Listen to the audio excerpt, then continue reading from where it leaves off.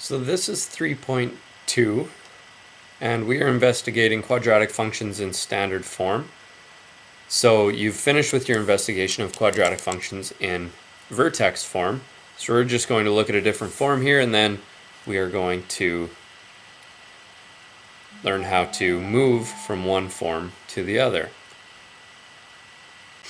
So here's a little review, a warm-up of the vertex form.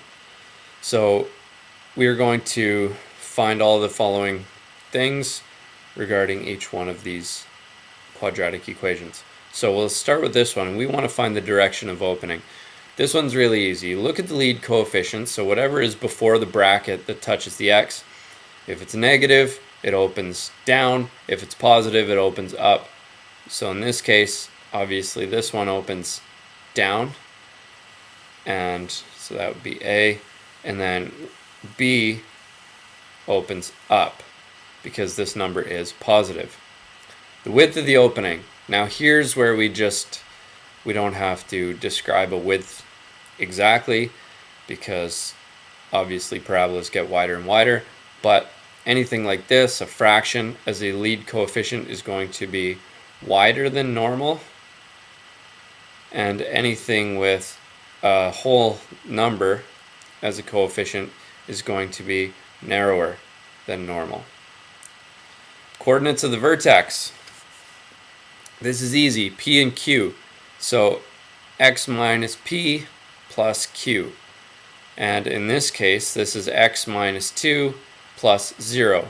So P is 2, Q is 0, and your coordinates of your vertex are 2 and 0.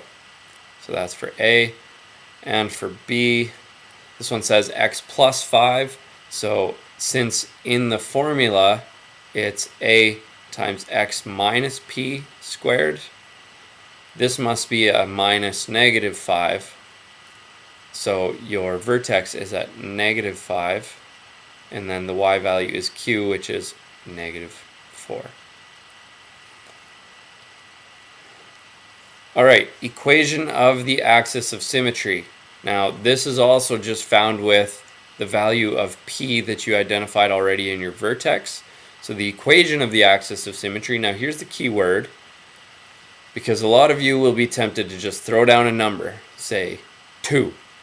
But that's not an equation. That's just a number. That's a constant. So the equation is a vertical line having the value of x equals 2. Okay, so that's for A. And for B, your equation would be x equals minus 5.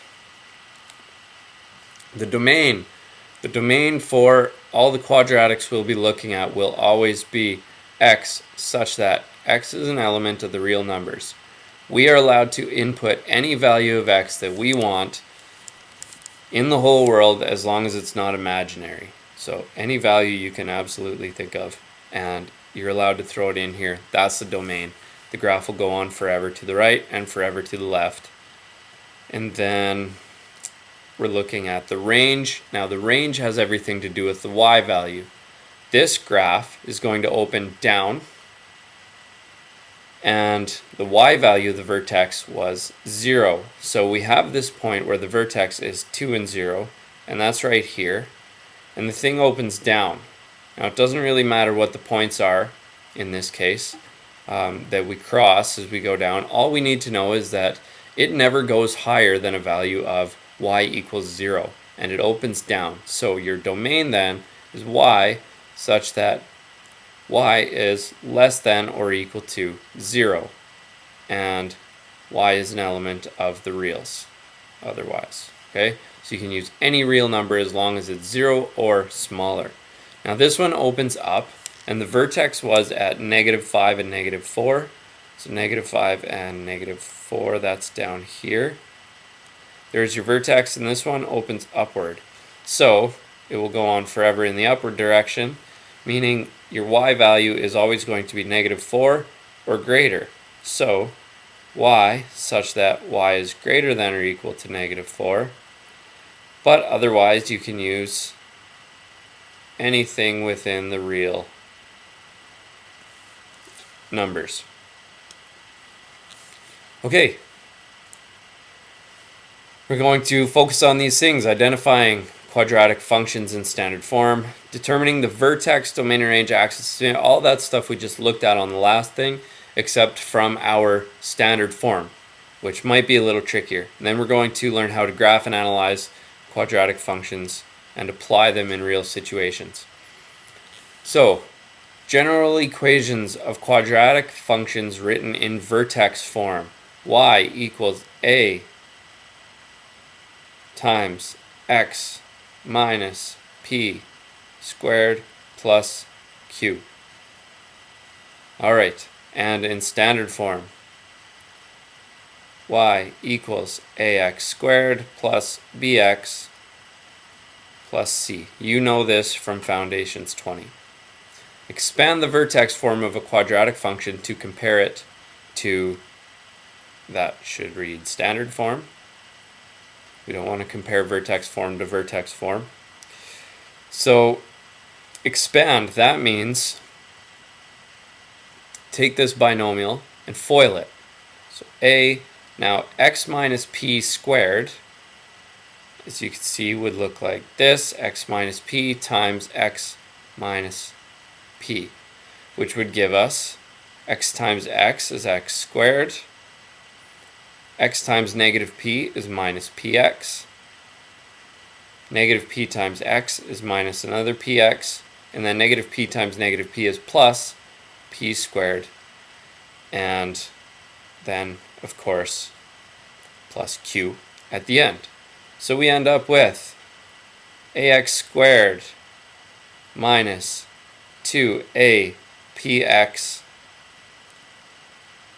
plus ap squared plus q. Alright.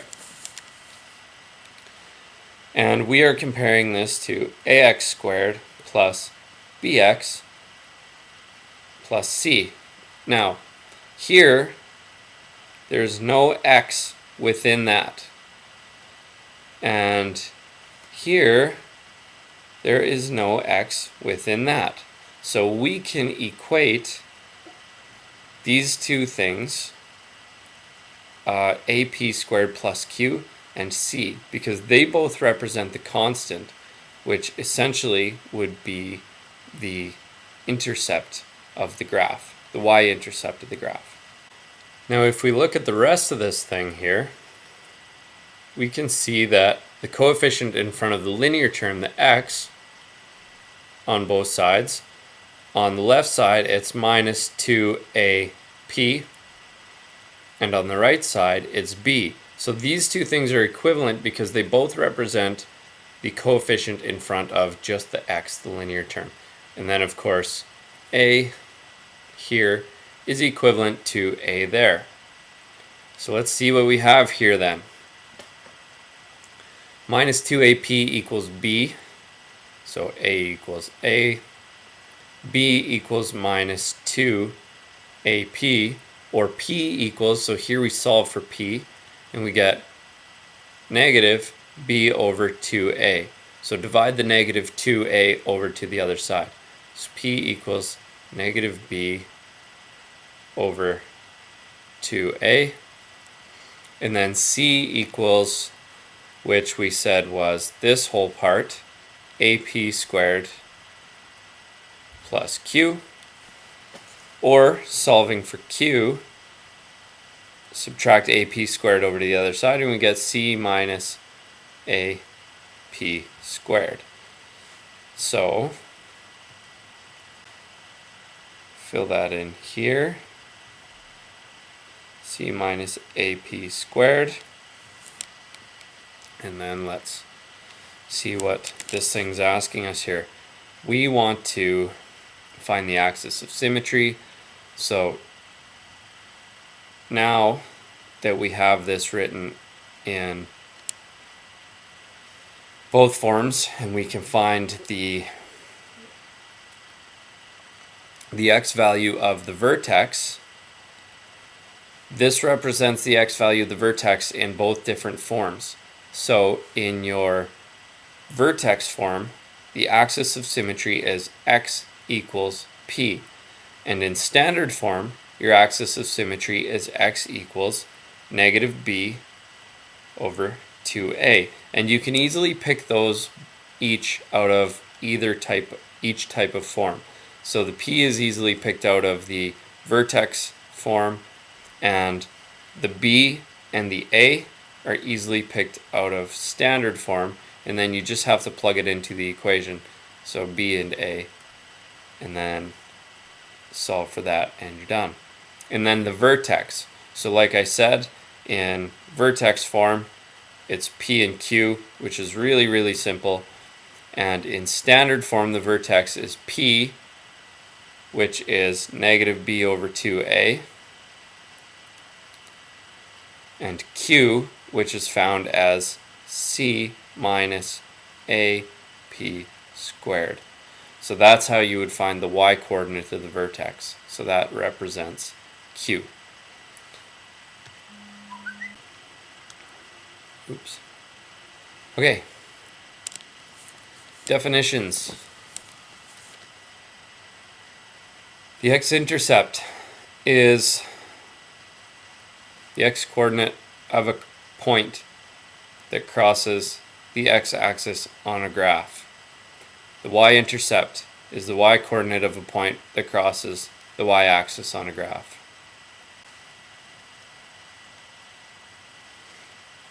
Alright, so let's look at identifying the characteristics of a quadratic function in standard form. So we've done all this stuff for quadratic function in vertex form. Here we're going to use the other form. So the direction of the opening. Now this is given by the a value. So for this first one, the a value is just 1 and it's positive, so it opens upwards. As you can see, the coordinates of the vertex. Now the vertex, like we said, like we discovered earlier, is given by negative b over 2a and c minus ap squared. Now here, a is 1, there is no b, and there is no c. So the coordinates of the vertex would be 0 and 0, which you can see right here because b is 0, so negative b over 2a would be 0 over 2a, and c is 0, and c minus a p squared. A is 1 and p is 0, so it's 0 minus 0, and you have the points 0 for that one and 0 for that one. A little tougher for the second one here. Oh, sorry. We need to look at all this other junk. The maximum or minimum value, so this is found easily by looking at the graph. The minimum value here, it's a minimum because it opens upward, so it'll bottom out here and it'll bottom out at 0. The equation of the axis of symmetry. Now this will just be the y-axis. So what's the x value for this y-axis? The x value is 0, so the equation is x equals 0. The x-intercepts and the y-intercept. There's only one x-intercept, and it's 0. And there's only one y-intercept, and it also happens to be 0. So these are both 0 and 0. The domain and range. Domain, x is an element of the real numbers. Range, y will take on values anything from 0 and above. So y is greater than or equal to 0, but otherwise an element of the reals. So B, this one gets a little trickier. So the direction of opening, again, it's the lead coefficient on the squared term, and this is up. The coordinates of the vertex. Now we can see from right here that the coordinates are x equals 1 and y equals negative 1. So it should be 1 and negative 1, but we're going to confirm that using our new method that we found. So minus b over 2a. b is minus 2, so minus 2 over 2a, and a is 1. So that's the x-coordinate of the vertex. And then the y-coordinate is c minus ap squared. So here we go, we get negative of a negative is 2, and a was 1 here, sorry. And so that's 2 divided by 2, and then we have c, which in this case is 0, because there's no constant. 0 minus ap squared, 0 minus 1, times p squared. And we just found p to be 2 divided by 2, which is 1. So 1 squared. So the x-coordinate, 2 divided by 2 is 1. And the y-coordinate, 0 minus 1 times 1 squared. So minus 1. And of course that confirms what we already knew by looking at the graph. So that shows you that, hooray, our equations work. The coordinates of the vertex. So we already know, that this is at 1 and negative 1, because we found that using our math. Oh, yeah, we did that one twice. Okay, wake up, doll. The maximum or minimum value. Now this has a minimum because it opens up, and the minimum or maximum will always be the y value of the vertex. So your minimum value, since it opens up, it's a minimum, and your value is going to be y equals negative 1. That's where it bottoms out. The equation of the axis of symmetry, again, this is an equation. It's not just a number or a point. It's a line, and it's a vertical line. And it's the vertical line that goes through P, the x-coordinate of your vertex. So your axis of symmetry has the equation x equals 1. That's the equation of this vertical line. X and y intercepts.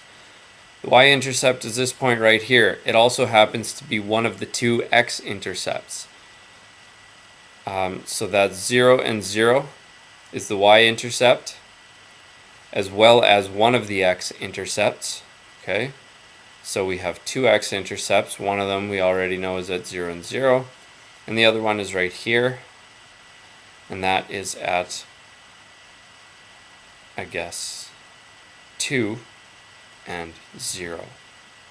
So notice that they both have the same y value, and that y value is 0. That will always be the case for an x-intercept, because the x-intercept is found when y equals 0, because it can't be up or down of the line if it's right on it to be crossing. The domain and range. Domain, x such that x is an element of the reals, as will always be the case. And the range starts at the minimum, and in this case it opens up, so your range is y such that y must be greater than the minimum. That's why it's a minimum, so y must be greater than negative 1, but otherwise y is fine being any number within the reals. I'm going to leave these two for you to try on your own, and if you have any questions about them, you can ask me in class tomorrow.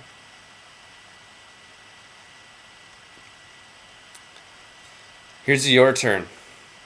You can do this one, and then I'll put the answers up for you right away. So go ahead and hit pause, and you can work through this on your own.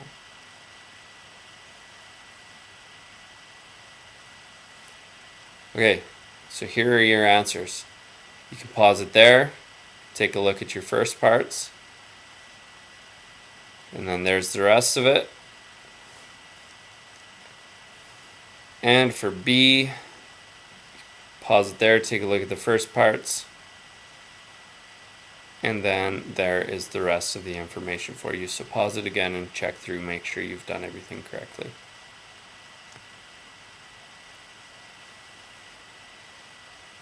Analyzing a quadratic function. A frog sitting on a rock jumps into a pond. The height of his jump in centimeters is given by h, and that's his height above the surface, as a function of the time t. So his height as a function of t can be modeled by this equation, and this is supposed to be a superscript t, or a superscript 2, so that's going to be squared, minus 490t squared. Okay. Where appropriate, answer the following questions to the nearest 10. So, graph the function. Now, you can graph the function using your Desmos, and this is what it will look like. What is the y-intercept? What does it represent in this situation? Now, x-axis is t, which is time. Y-axis is h, which is height. You obviously cannot have negative time, so at a time of 0, this represents the frog's height at time 0. So the frog starts on a rock above the surface of the water. So when time starts, the frog is already well above the surface of the water. Okay? Now that will be the y-intercept when x equals 0. And of course that value from our equation here is going to be 25. So the rock that the frog sits on is 25 centimeters above the surface of the water. What is that all about? Okay. The graph shows that the y-intercept is 25. This is the value of h, so the frog's height at t equals 0. So there you go. The y-intercept of the graph, okay, that says the exact same thing. The next part is the coordinates of the vertex. Now, that represents the time and height of the frog at its maximum point. So the vertex is when it reaches its peak. This is the highest the frog will ever be in his jump.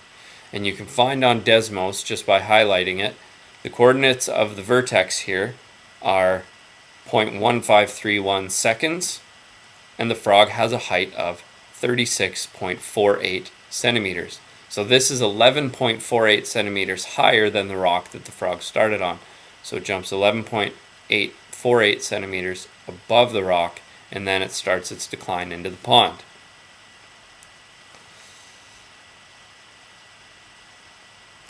The positive x-intercept represents the time at which the height is 0. So by the time the frog comes down here, this is its height above the pond. So it splashes in the pond right there, and this is the value, 0.4259 seconds. That's how much time has gone by before the frog hits the pond. And the frog's height is obviously 0 when it hits the pond. So there you go. So the next part.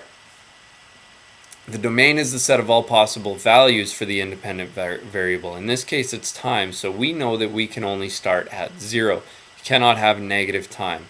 So the domain in this real situation will be that the time starts at 0. Now we saw in the last answer to the last part, come on, you. Oh, yeah? Yeah? You gonna be like that? Okay, you win.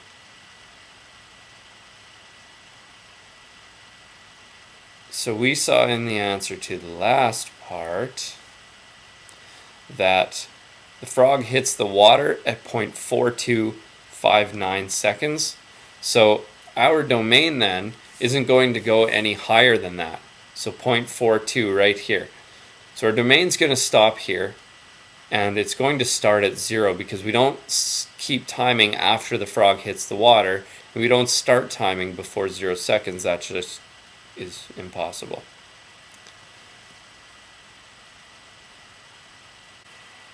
Okay, so the last part here, it asks us a specific question. It says, what's the range of the frog, and how high is the frog 0.25 seconds after it jumps? So, here we go. The height of the frog after 0.25 seconds is the h value. So you can highlight over this on Desmos and find 0.25 for the x value, so that's time, 0.25 seconds, and then whatever the h value is at that time, that's its height after 0.25 seconds. So its height in this case is 31.88 centimeters above the surface of the water, or approximately 31.9. So there you go. Or you can plug 0.25 into the equation, so the original function, because that's the t value, time. So you just square 0.25 and then multiply it by negative 490, and then multiply it by 150 and add those together, and then add the intercept there. Fairly simple, fairly straightforward. There you go. That's it for now, so you can go ahead and do this your turn, and then come back and check out the answer. Make sure that you did it correctly, and that's all we're going to do for today. There's your answers, so go over them, make sure you did it right. I'll see you in class Friday.